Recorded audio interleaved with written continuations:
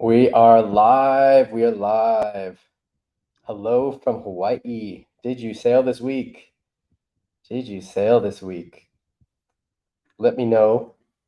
Did you windsurf? Did you get on the water? If so, how was it? There have been some conditions in Europe.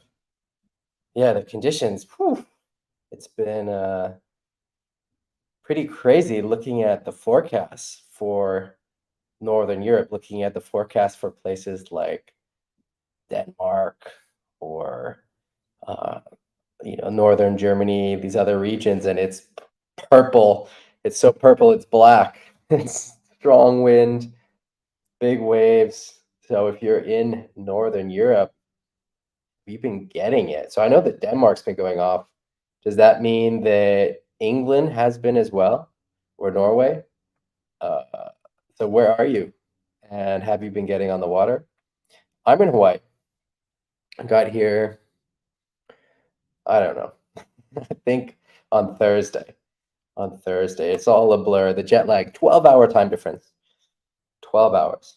12 hours. And that's as much as you can get. That's as much jet lag as you can get. I've gotten better at doing the trip. We break it up now. I was mentioning this last week. I do an overnight in California, and that really helps with the jet lag. So in terms of the sleep schedule, I'm adjusted, but there's a lot of body fatigue, travel fatigue, mental fatigue that comes with one, all the travel, low oxygen air, and two, it's just the time zone adjustment.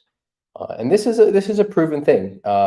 There's studies done on sports teams and sports teams traveling, and those teams do worse the more time zones they go through to get to their game.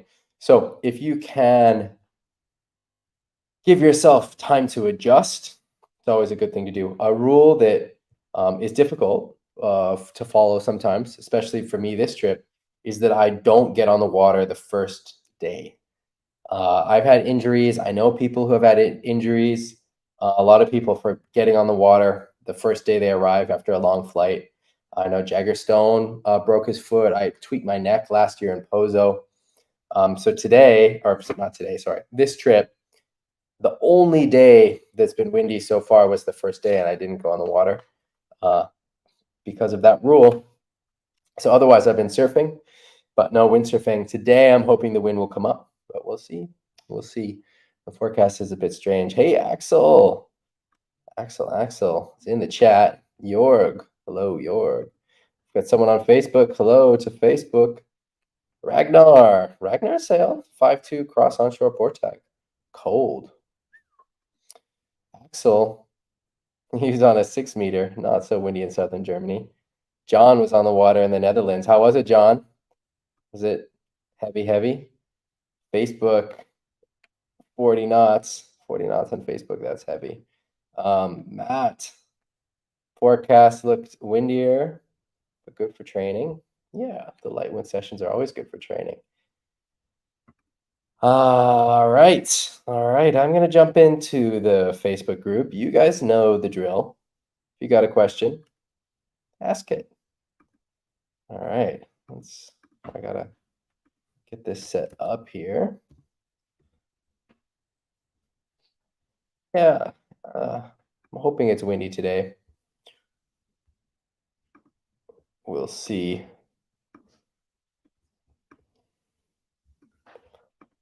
All right. No way. Who is this on Facebook? This is awesome. Landed your first forward at age 57. All right. Who is this? I got to check it out on Facebook. Can I see it? Let me refresh Facebook. It's Mikil. Awesome. First forward at age 57. Sick. Suna with the score, 4 sessions. It's awesome. Oh man, are you still married? That sounds awesome. All right, let's get the Facebook group loaded up. All right. Here we are, Facebook group.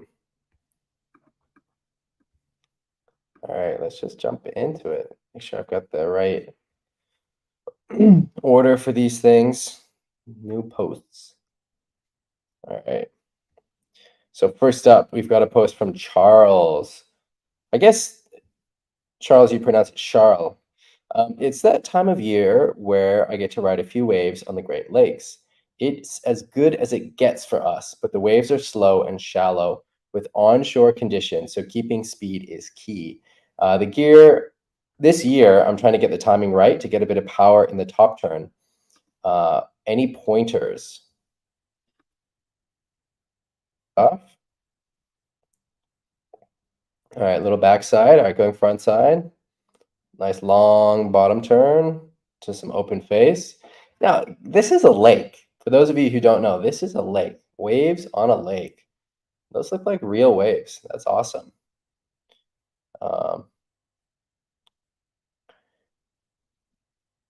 Yeah, so there's a lot that looks good in this.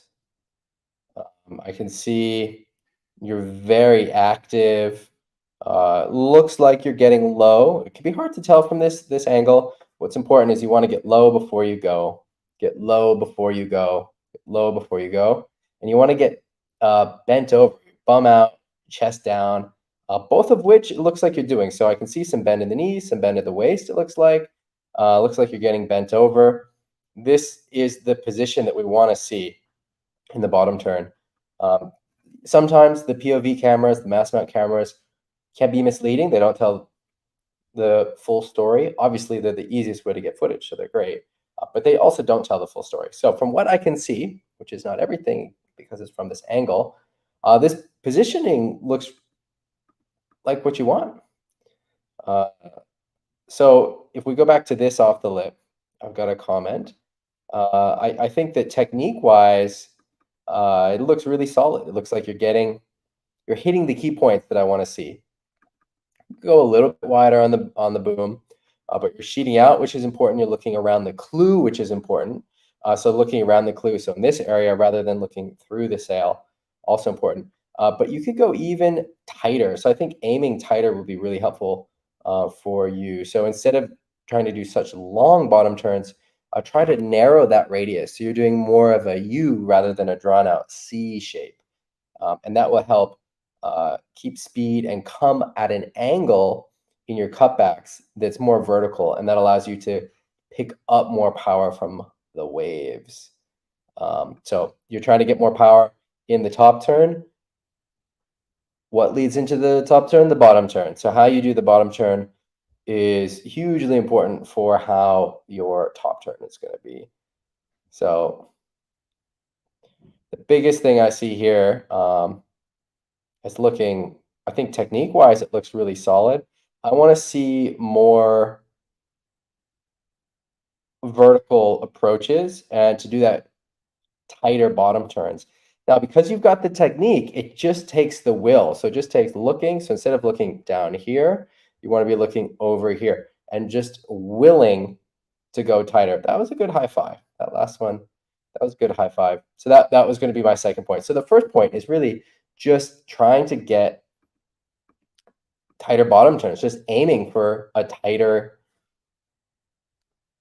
turn. So looking where you want to go for your cutback, somewhere closer to where you are. So not trying to do your cutback as far away from you as you are going currently. So trying to do your cutback closer to you. And that's going to make a big difference. And, you know, everyone is at a different point in their journey. Charles, you've already got the key points in the bottom turn technique. You've got the low before you go. You're getting your chest down, butt out. You've got the sail open. You're looking around the clue. There's a lot of these key points that we would stick on if you weren't at those points. But you're nailing them. So now it's about where you're aiming. And then the last small point is focusing a little bit more on the high five. So like on this backside, you just kind of miss the high five. So you remember, you're trying to present the bottom of the board to pick up the power of the wave. And so that contact happens, you get that high five. You know, it's not like this, it's like this, so that the power of the wave is coming and it meets the bottom of your board, and then it can transfer all that energy into the bottom of your board, which is what you want. Hey, Max, thanks for joining us. All right, I hope that's clear. We're going to move on. All right, next up, we've got a travel question. This is a great question. What is your baggage strategy? I'm flying with one board, 4 sails, 3 masts, 1 boom, 1 foil. That's a lot. For 2 months. Trip to Baja. Whoa. He can fit it all in a coffin bag with wheels that weighs 92 pounds. That's heavy. 92 pounds. What is that in kilograms? So 92 pounds in kilograms, that's got to be like 40 kilos. Is that right? Someone check my math. It's going to be somewhere around 40 kilos. That is heavy. But Alaska Airlines allow oversized bags up to 100 pounds. So what is that, like 44, 45 kilos, 100 pounds, more or less? Oh, someone check my math. He will check a bag with extensions and wetsuits as a normal size bag for a savings of $120 round trip. Is it better to separate into 2 60-pound bags and pay an extra $120? What is better? And he's going to La Ventana. Okay, so this is a great question. I love this question. This is the age-old dilemma. Do you take more bags that are lighter or fewer bags that are heavier? Okay, I'm going to tell you the number one answer and then the rule or the heuristic to follow when in doubt. So the number one answer is to check with the airline. And this is true whatever your question is, because different airlines have different policies. Some airlines want to have it all in one bag, and some airlines want to have lots of little bags. It depends. It really depends, and policies are always changing. So what you want to do is you do a search in Google with the airline name, excess baggage, sporting equipment, and you should find in there the information about sports equipment. They should have something like windsurfing or sailboards or surf, and from there you can understand their policy. Every airline is different, and some airlines don't take gear bags, and so it's really good to know that. Now, I have not flown with Alaskan Airlines, so I don't know what is best for them. But if that's what they say on their website, if that's what their policy is, then go with it. How much are you paying for that oversized bag? That's a question that needs to be answered. Now, okay, so the number one rule, let me reiterate, is check with the airline. Check with the airline. So again, you can search it. You go excess baggage, sporting equipment, name of the airline, and you can find their policy on their website. In general, it's better to have lighter bags and more bags in general. Some airports have a limit to the weight that the baggage handlers are allowed to carry. And sometimes that limit is 32 kilos, which is a lot less than the 100 pounds, 46 kilos. So if you're traveling through one of those airports and your bag is 46 kilos, 100 pounds, and their limit for the baggage handlers is 32 kilos, like 70 pounds, that's not good, right? Also, in terms of just the cost, because the cost of excess baggage is a big deal, right? A lot of times, if the bag is under 50 pounds, 23 kilos, it can count as a normal bag. This is not always true, but with many airlines, it is true. And so then sometimes that's a plus and sometimes that's a negative. Sometimes the cost to add sports equipment, which then includes a bunch of bags and a bunch of weight, is less than the cost of adding extra normal bags. Sometimes it's the other way around. Again, go back to rule number one, always check on the airline policy. But for a lot of airlines, it is better to have more bags that weigh less. I travel a lot, and the secret is actually I most often don't pay for my excess baggage. I try to keep it under 23 kilos. I have good status with the airlines because I travel a lot, so that helps too. And then, so I get a lot of like free normal bags. And because I keep my bags under 23 kilos, or at least try to, normally it's good enough. Or I pay for one board bag. So that's a lot of information about this topic. Rule number one, check with the airline. Don't assume that you know, because policies are always changing. It's good to check it before every trip. The other thing, this is like, okay, those are the rules. This is a behind the scenes rule. This is a dark rule. At the end of the day, there's one person that decides whether your bags are okay and how much you'll pay. And that is the person behind the counter. They have a lot of power. Often they have more power than they realize. And so being kind, friendly, making a little joke, not being anxious or rude goes a long way. You want the person behind the counter to want to help you, not to be annoyed and want to make it difficult for you, right? Because they have the power to. They could charge you nothing, or they can charge you a lot, or they can even refuse your bags, which I've also had happen before. And so even when it starts going badly, maybe they're refusing your bags because they're too heavy or too long, you can always work with them trying to find a solution, maybe taking stuff out of the bag. I really like to travel with an extra bag inside my bag, a lightweight, empty bag. So in case the bags are too heavy or I have to repack, I have another bag that I can put gear into. That saved me. That saved me many times before in the past. Also, if you're trying to save weight, you can travel without the sail bags. The sail bags protect the sails, but if you're trying to save weight, you can ditch the sail bags, ditch the mast bags. Hey, Thomas in the chat. Lista's going off. I want to say Lista. Looks fun. Aloha, Daniel. Looks like you've been scoring. Did you compete in the Danish championship? Got some traveling pics. Look at this. Tomas, group member, with his board bags. I should take some pictures of mine. All right. So we got a question from Cell. What is people's experience / tips with tuning 3-batten versus 4-batten sails?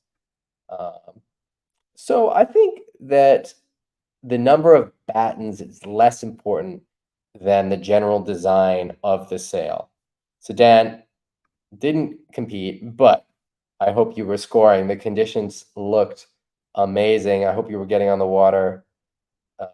Amazing, but also challenging. So how was it, like on the scale of survival at sea versus tons of fun? Where was it? All right. So Dan lives up in Klitmøller, Hans Thumb area, which is one of the best windsurfing areas in Europe. And they just had a big event and big conditions all at the same time. So yeah, so the sails, 3-batten versus 4-batten can make a big difference, but also just the shape of the sail is going to make a big difference. The design of the sail is going to make a big difference.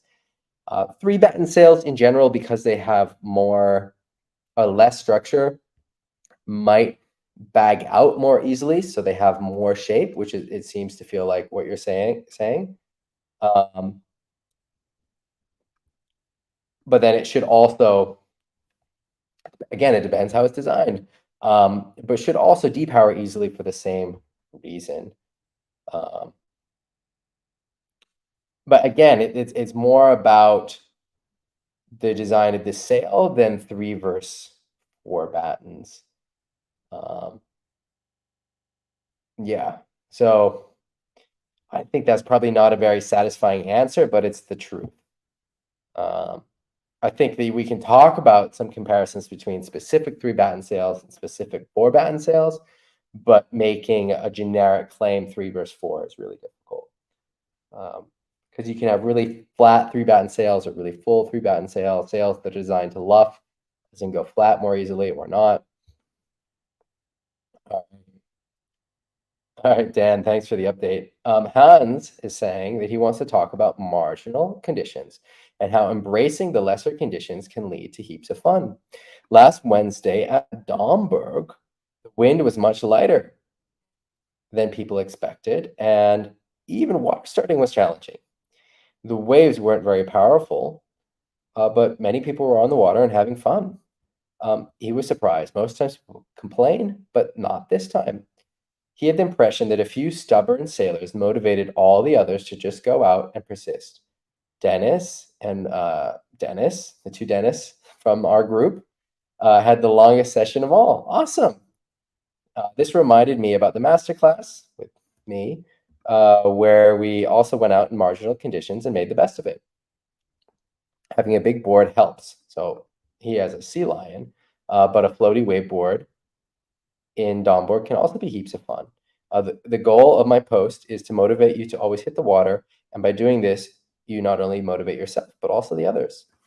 Yeah, awesome. So Hans was in the masterclass, Dennis as well, not the same one, but they were each in masterclasses up in Denmark.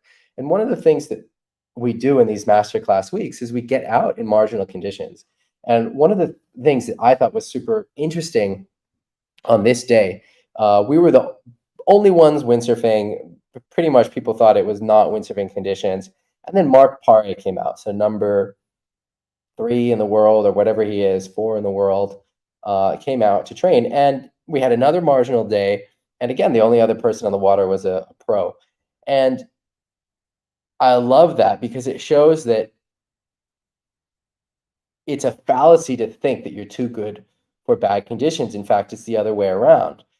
Sailing in bad conditions, really light wind, really marginal conditions, makes you a better sailor. In order to become a high-level pro, you've got to sail more in these conditions. And then it also can be a lot of fun. And it's not a deterrent to having fun. And the better you get, the more these conditions open up to be able to have fun. Like Mark Paré on this day was doing, here, I'll show the video, but it was really light wind, hard to water start, and he was doing aerials and goiters. And this is, Hans having a lot of fun on his really big sea lion. And so the two things, one is the better you get, the more fun you can have in these conditions. And two, the more you have to work on, the more fun these conditions become. So if you're working on side riding, fast back, just really backside ride, really open up these kind of conditions. This is it's super fun, even though it's water show. So love this post. Awesome. All right, Paul Dunn is mentioning that Nick is competing in the Thierry Wave Classic, which starts tomorrow in Thierry. Awesome. Good luck, Nick. Good luck. Has the contest already started? If it is a wave riding contest, I believe it is, the best advice that I can give is to be patient with your wave selection. Wave selection is more important than anything else in a wave riding competition, whether it's surfing or windsurfing. Wave selection is the most important thing. You want to be on the best waves of the heat. If you're on small, crappy waves that don't offer a lot of scoring potential, you're not going to get good scores. But if you're on bigger waves that offer a canvas to do a lot, you're going to get better scores, even if your technique is not as high as the other people in the heat. So wave selection trumps everything else. The biggest mistake that amateurs make when they're getting into their first competition heat is catching tons of small, shitty waves. And you want to wait for the big ones, wait for the good ones, and do some good flowy riding. The second thing is don't try to do anything new in the heat. Competition is not the time to learn something new. Competition is to do what you know how to do. And often that will get you through the heat. If you can just do what you do, that can get you surprisingly far in an event. And it's when you feel like you need to do more than you can do and you're trying things you've never landed before that it goes off the rails, and a heat that you could have won ends up being a heat that you lost. All right, next up, we've got a post from Jan Thomas Ova asking, is this wave riding? And so he's riding a 2007 single fin free wave. Awesome. And he's about 4.2 and a 3.3. And he's going way in front of the wave rather than staying high on the wave. And he's working on flattish reformed waves. He sails back up clue first. He's sailing at a spot that he's more comfortable in. And the critical waves block the wind. Hey, Axel in Denmark. Thanks for joining us. Have you been getting out in these windy days? Backside into frontside riding. So let's go full screen and go through the video. So Jan asks, is this wave riding? There's a bottom turn. Going in front of the wave, yeah. Coming up, top turn, bit of spray. Yeah, that's definitely wave riding. Definitely wave riding. And the most important thing is that you're having fun at the end of the day. That's the most important thing. But yeah, this is definitely wave riding. So my main comment here, not really about whether it's wave riding or not even about the technique, because I think the technique, these conditions, looks like you're looks okay. I've got one comment that I'll come back to, but what I want to point out though, and the question that I have for you. So, Jan, you mentioned that the waves on the outside are more powerful and they block the wind, and you don't want to ride those waves. Fair enough. But what about the waves more upwind? So, looking at this bay now, maybe I'm seeing it wrong, but it looks like the waves are bending, and that the waves more upwind have a less onshore angle, or the wind has a less onshore angle to those waves. So it looks like it's a little bit more side shore. For example, where this red sail is, looks a little bit more side shore there, which theoretically would be easier to ride the wave. So if that's the case, what about riding there? It's not on the outside where the waves are powerful, like you said, but it might offer you more connection with the wave. It might be easier, it might be more fun. That's my first thought when I see this footage, is that the angle of the swell looks better in this area than in this area. Here it looks like it's wrapping away from you. It's turning away from you, which makes frontside wave riding a lot more difficult. So is that the case? I don't know the specifics of the spot. And the second point that I have, which is a minor point, is about the cutback. And you don't want to be this upright. So you really want to get low, low, low. Think about sitting down, getting that butt low, and using your body weight to help lever the board over onto your heels, and that will help give you control and create a dynamic carving cutback. So you don't want to be upright in the cutback. You want to get real, real low, kind of this, keeping the sail upright. You're not pulling the sail, so your arms are straight. It's like you're hanging, but really trying to get that butt down, touch the ground. Hello, Finland. Hello, hello. All right. Is this Samuli? Hello, Clip Muller. We got a lot of people showing up on Facebook. I gotta just check out who this is because I want to say hi to everyone. So, oh, we've got a new post from Michael as well. All right, yeah, Samuli and Axel, Martin, hello, James, awesome, thanks, good to have you guys here. All right, so Jan, I hope that that's clear. All right, now we've got a forward loop. Whoa, that's a big one. This doesn't look as big. This doesn't look as big as it is somehow. Like the takeoff doesn't look that big, but then once we start rotating, you're really in the air. Solid landing too. Wow. So Michael, what's your journey on this? So you said you're 57. This is you started landing loops at 57. So is this year? Is this your first loop? What's your looping journey? I want to hear the story. This is an awesome video. This is big. Big, big, big. So a few things on the technique. You're really driving with the board, which I think can be a really good technique. So I'm not going to comment on that. It's similar to getting the sail up into the wind. So I like it.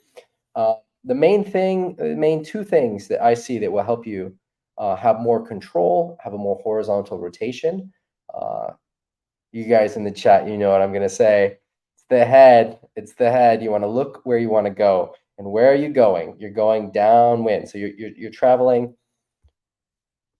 Oops, you're traveling behind you here, right? So you're spinning downwind, right? So like here's the water is coming on this side. And so you want to be looking over that back shoulder. Now it's a forward loop. Why are you looking over the back shoulder? Because that's actually the direction that you're rotating. And so looking over that shoulder, one, just the dynamics of it change the technique of the loop and they make it more horizontal. Two, it slows everything down and makes it more controlled feeling because you can see where you're going. Like if you jump up now in your living room and you do a spin and you're not looking where you're going, you're going to feel dizzy. It's going to feel really fast. It's going to feel out of control. If you move your head so that you're looking where you're going, it's going to feel a lot more controlled and easier. Same here. So look over the shoulder. Look back over the shoulder. Look in the direction where you're rotating. And the next point would be having a wider grip on the boom. So a wider grip on the boom helps keep that rotation nice and horizontal, sort of a nice compact horizontal rotation. Those are the two main tips. One is look back. This is the direction of rotation. And two, wider grip on the boom for more control and horizontal spin. All right. Yeah, awesome, but looks awesome. All right, let's catch up. Where were we down here? All right, Samuli, forward loop. So the wind has filled in, awesome. And Samuli's working on his forwards. Usually they seem to be short on rotation. He feels like this is quite close. The front leg and hand could be more straight and the head could turn more. Or is it just a lack of speed? More height was not possible. All right, let's look at it. Let's make this big and full screen. All right, here we go. Take off. Woo! So at first glance, this rotation looks good. This rotation looks really good. You're coming out of the straps. Obviously, we don't like that. But look, we're going small to tall to ball.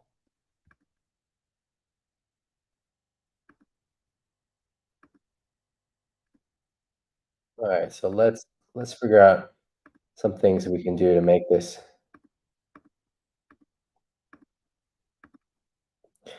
So like we talked about in the other video, the head is important. So Samuli, if you can get that head really looking over the shoulder and looking over the shoulder before you go off the ramp, so as you're going up the ramp, looking over that shoulder, that will help you get more spin in these really marginal conditions. So you're really actively looking over that shoulder as you're going up the ramp. So even before you're in the air, so you don't have to think about it. And then really torquing everything. So you're pushing with that front hand and pulling with that back hand, and you're thinking of doing that spin, and that's how you get the most rotation possible, even with less height. So that head is really important, and that torquing motion is important. So you don't want to think about pulling the sail to you. You want to think about torquing the sail. So it's like you've got a big screw in front of you with a big handle, and you're trying to turn it. So you're pulling with your backhand and pushing with your front hand and twisting with your whole torso and looking with your head, and that pull, that twist on the sail is what creates a nice rotation. So it's not just about pulling it back to you, it's about twisting it. So that push with that front hand and the pull with the backhand, and not just with the arms, but with your whole torso really helps for that rotation. So those are the two main things that I would work on technique wise. You also asked a question about getting height. So when the conditions are really onshore like this, going more upwind will help you get more height. Also can help put more power in your sail, which can help quicken the rotation. So that is something I would try. It's not something I would recommend if you're not comfortable with the forward rotation, but similarly, it looks like you are comfortable. So I think it's worth trying. So those are the three things. Number one is the head. The head, the head, the head. You want to get your head over that back shoulder. Do it as you're going up the ramp. Don't wait. Do it as you're going up the ramp so that by the time you're in the air, you're already have been looking over your shoulder, and then you're just continuing that, and you're trying to spot your landing even over that shoulder, because that's where the landing is going to come. Two is really think about that torquing motion. So you're really pushing with that front hand and pulling with the back hand. And then three, if you want to try to get more height, try taking up more upward. So I hope that makes sense. Yeah, it's easy to forget to turn the head. And so if you're doing it before you go off the ramp, it's a lot easier to remember, because in the heat of the moment, it's hard to remember. But as you're going off the ramp, you can already start looking back. Easy to remember, and it makes a big difference. It makes a huge difference. It's like magic. There are a few of these tips that I have to help you with your windsurfing that are like magic.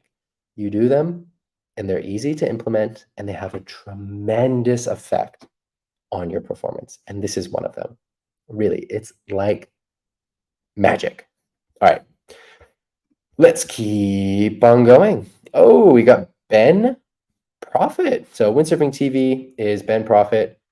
It's a friend of Windsurfing Masterclass, friend of mine, and the best windsurfing commentator that in the world, as well as a great windsurfer himself. So he's highlighting the front arm bend. All that energy doesn't get transferred and kills the rotation speed. Yep. So that front hand, super important. Pushing with that front hand, getting that torque, really important. You don't want to pull the sail into you. All right, next up, we've got another post from Chris Moore. Chris Moore is working on his back loops. All right, let's watch the video. Let's make it big. We want to watch it big, big, big, big. All right, let's go. This is in the Gorge. Boom. Oh. So Gorge back loops are a little bit different than ocean back loops. So for those of you who don't know, this is the Columbia River Gorge. This is in America, in the Northwest, on the border between Washington State and Oregon. And the wind goes in the opposite direction of the river current, and that creates swell. So this is on a river. And the swell can get big, okay, so I think you want to try to take off more upwind. So you're angling kind of a little bit upwind, but you want to be a lot more upwind, especially in these conditions.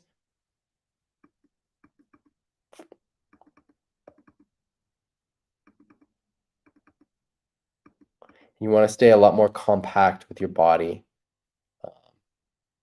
The Gorge back loop, I think, is a little bit different and a little bit more difficult than an ocean back loop where you've got a wave that you're hitting and jumping off of. What spot is this? Is this the hatchery? It looks like the hatchery to me. And the hatchery is probably the best place to learn these. I think the hatchery has the steepest swell. From my experience in the gorge, I've spent a few months there over different years. So I've sailed a lot in the gorge. I remember having some good backloop days also at maybe Doug's Beach, but I think the hatchery consistently has the steepest swell. Yeah, the other issue is with this specific swell. It's not that steep.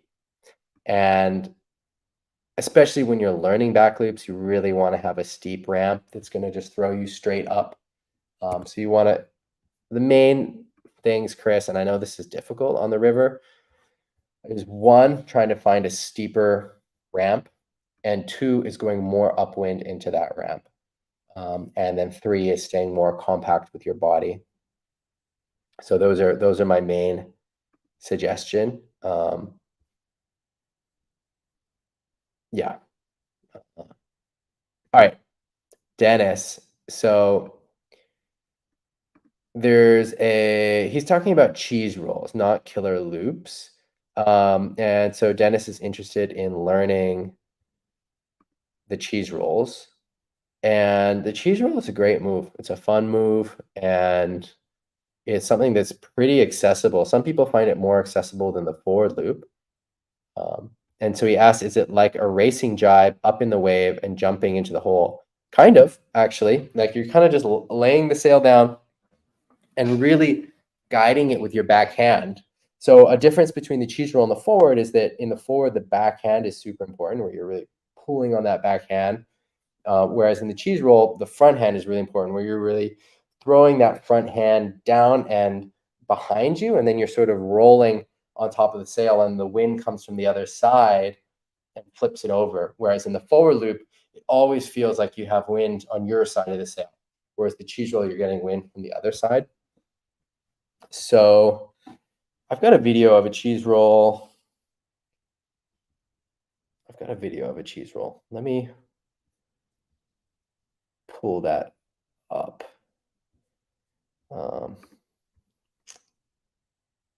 I've got to pull it off of a hard drive. Hold on. So if you guys have any other questions, we've got more to go through. This is not the end of the stream, but just while I'm getting this set up, actually, I'm going to do this a different way. Because I have it on my phone.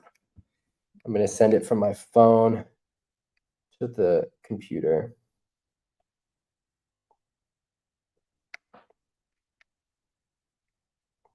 And just pull it up. All right, so is everything clear so far? Everything clear? Give me a thumbs up. All right.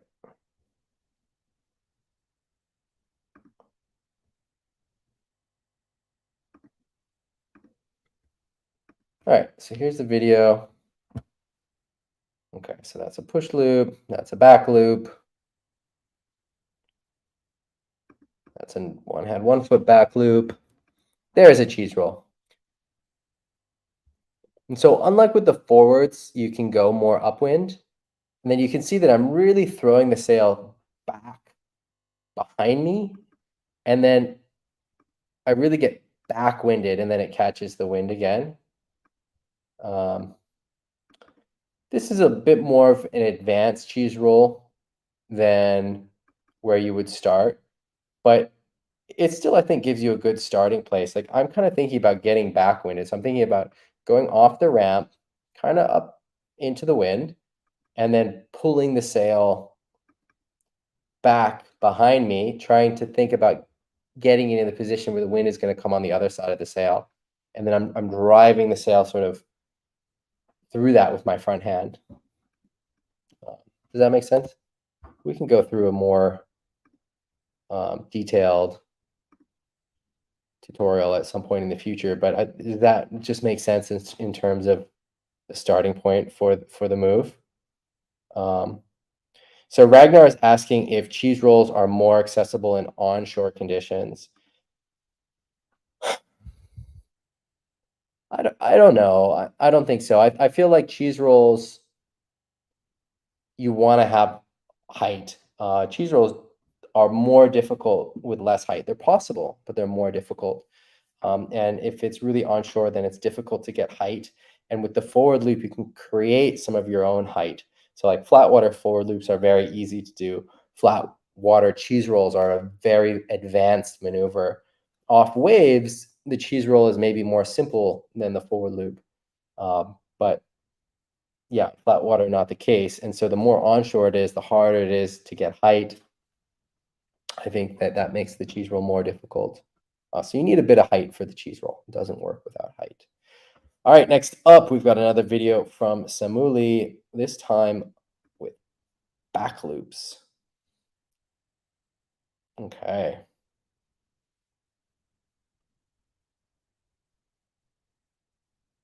Looking. Trying to spot that landing. So the first thing I see here, Samuli,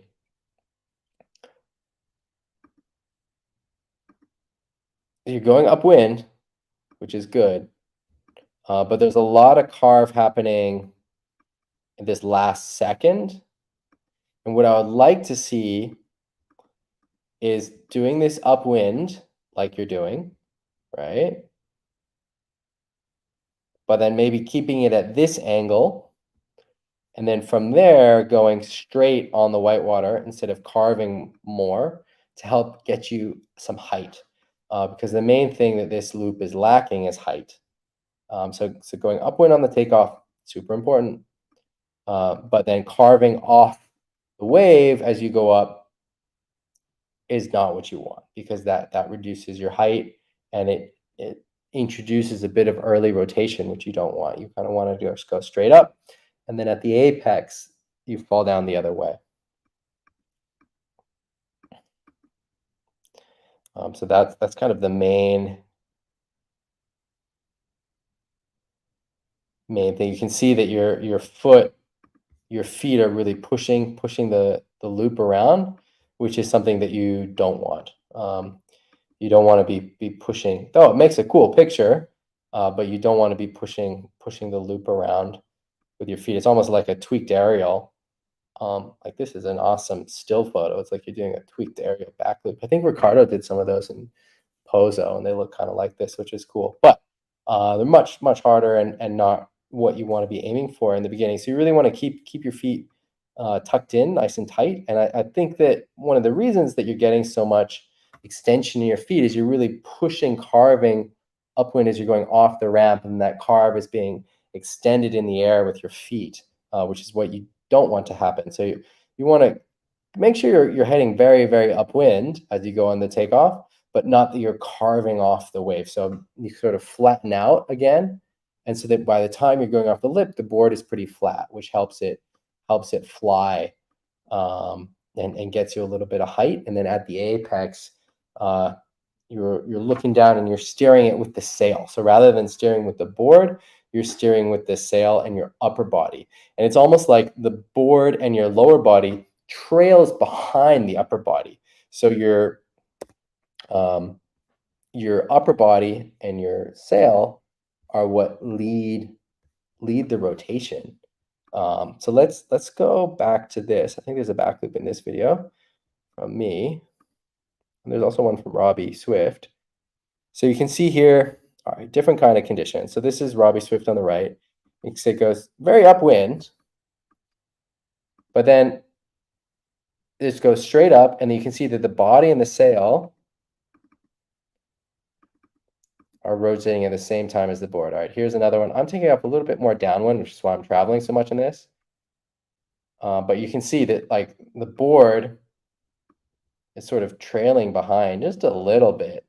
You know, my body's already starting to rotate, but the board is still hanging there, rather than pushing the board so the board is more rotated than the body. And then here, like the sail and the body are a little bit more rotated than the board, right? And then the board is catching up as it comes down. So it's the back loop is really about There's another back loop.